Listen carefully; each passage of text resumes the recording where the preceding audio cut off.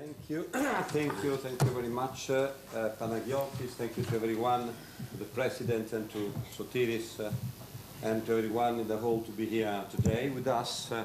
It's a pleasure for us to be here with you today to share our opinion with you. As you understood already from the two speakers who were before me, each country has a different system. Germany has statutory fees. France does not. They base their relationship with the client on the agreement, which is now imposed by the law. Italy, we will see later on, is in the middle. We have the base is the agreement, and you can have hourly fees, flat fees, and so on. But just in case we don't have an agreement, don't reach an agreement, you have a system of statutory fees which comes from a decree of the Minister of Justice, which each 2 years changes so that to update the fees, not as in Germany happens. So we are luckier than you are, but I have to say that the system in Germany is very good, because you are able to understand at the very beginning of the relationship with the client which will be the cost and the charge you will have.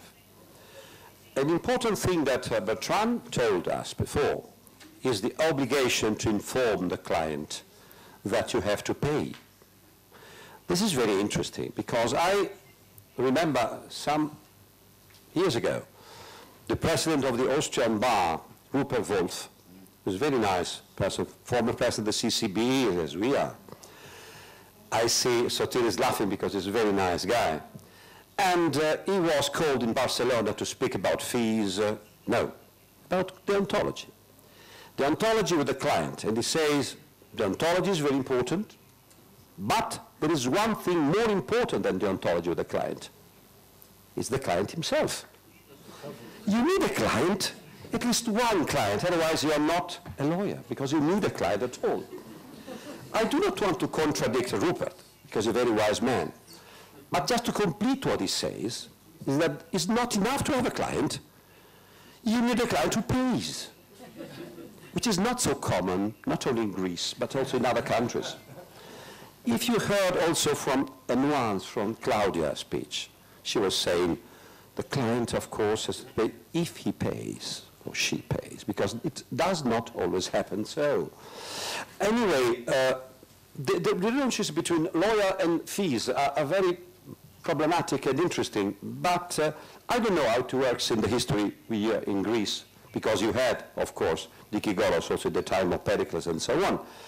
I know well how it works in Roman time. In Roman time, it was prohibited in the Republic of Rome to be paid before the case. It was the so-called lex cincia, from the name of a tribune who proposed this law in 204 before Christ. So it was prohibited to have money before the case, but anyway, why? You will answer why. Cicero was so rich. He had at least 7 or 6 or 8 villas somewhere. He became very rich as a lawyer. It means that the law was imperfecta. There was no sanction, so that no one respected it. So lawyers were paid. You see how long comes the fact that you have to be paid. And nowadays, owing to the crisis, I understand that it's very important for you, but not only for you. After Lehman Brothers, everywhere we had crisis, the clients pay immediately what they have. If you go out of a restaurant or of a supermarket and don't pay, they call the police, and you go into the jail. If you go out of a lawyer firm and don't pay, nothing happens. So you see how different is the situation, and you have to be accustomed to a very special way to be paid. But the obligation to inform, which exists also in Italy, and I imagine, Claudia, exists also in Germany, is very important for you. I don't know if it exists or not in Greece. Sorry for starting already with questions to you. It does not exist yet, but it will come very easy, because it's written in the, I will tell you later on, if I have time, of course, it depends on Panagiotis. He's very severe in this. So that if they don't respect the 5 minutes, anyway, I have to be a very strict man. Anyway, the service directive imposes lawyers and other professionals to inform clients about the costs of their services. So this obligation to inform, which comes from the directive, so sooner or later you will have also in Greece, is very important. Because if I inform you that you have to pay, that means you have to pay. And please hear what told you also Bertrand. Ask for the money immediately, or a part of the money. You don't have to be ashamed to ask for money. It's absolutely normal. If you go, come back to a supermarket and you go to buy something, you have to have your cart full of food, you have to pay. The lawyer sends not food, but sends services. He sells services, has to be paid. So just this idea has to come to the clients, and this obligation of information is very important to do this. I'd like to speak a bit of CCBE as well. It's very difficult because I have to intervene after Bertrand already spoke about this, so I have to take something he's not already said. So I will start from the start. How many minutes? 2 minutes? 1 minute? The charter, CCBE Charter of Core Principles. We approved it in 2006. It was prepared by a commission who was led by Georges-Albert Dahl, who is the former president of the CCBE and of the Belgian bar, of the Brussels bar, sorry. And it's very interesting because it contains a list of 10 core principles for the legal profession. It is addressed to local and national bars on one side, but also to individual lawyers, just to let everyone understand how important is the role of the lawyer in the society. Just for this, and it's important for you too, to understand how we are important for democracy. We have spoken of this last night at the dinner. We are essential for the democracy. And if you look at the code of conduct of the CCBE and the charter, which is contained in this nice booklet, we have two versions. This version is Charter of Core Principles, and the other is Charte de Principes Essentiels. The two versions are not at all the same, in spite of the fact that we think it almost less.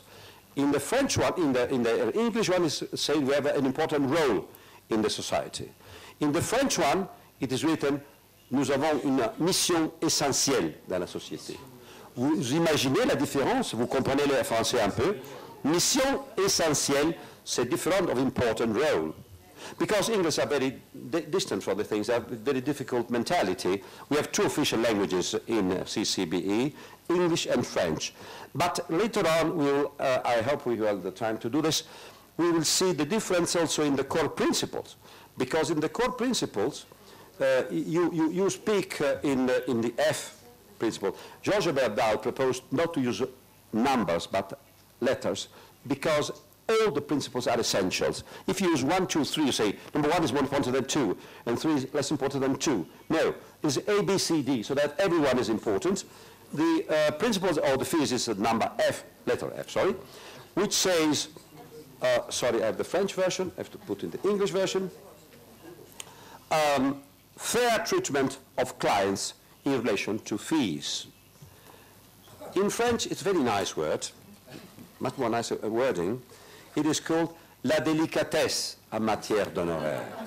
Vous voyez comme il est joli. It's very nice, these two things. And just to reflect on this, you have to be fair with a client. Now, in that case, 2006 lawyers were very, very powerful, and clients have to be protected from the lawyers. So you have to be fair with a client, not to charge too much to the client, because this was the risk in 2006. You will see later on, in the second part of it, like a theater, you don't know what will happen later on, the new core principle of the UIA, which, anyway, we prepared by a commission led by Georges-Albert Dahl. So the same person who prepared the first. You will see the difference, the next to the next one. Thank you.